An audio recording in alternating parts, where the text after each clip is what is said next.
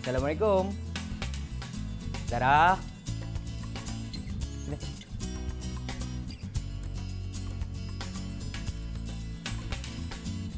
Apa berserak-serak ni? Sayang? Bang baru balik. Saya dengar asyik membebel dari tadi. Kenapa ni? Apa ni rumah berselerak? Awak pandai jaga rumah ke tak? Awak pandai jaga rumah ke tak?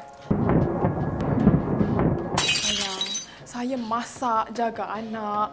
Ni siap buat kuih untuk abang. Jomlah kita makan kuih ni dulu. Abang, saya ada benda nak beritahu abang ni. Apa dia? Saya nak kena outstation 2 hari. Hah? 2 hari? Ha.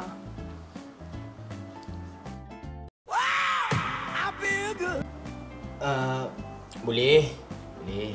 Boleh anak rumah abang jaga. No problem lah. Abang kata boleh jaga anak kan? Kepas rumah? Kita tengok nanti.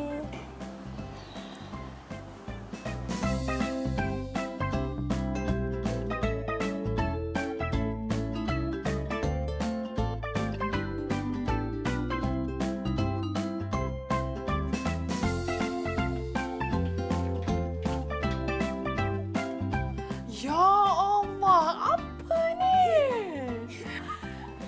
Lipstik aku dah lah mahal. Apa jadi ni, bang? Saya dah balik. Ya. Alhamdulillah. Allah. Abang dah jaga betul-betul dah ni. Ya Allah, apa bapa kau buat waktu mak tak ada?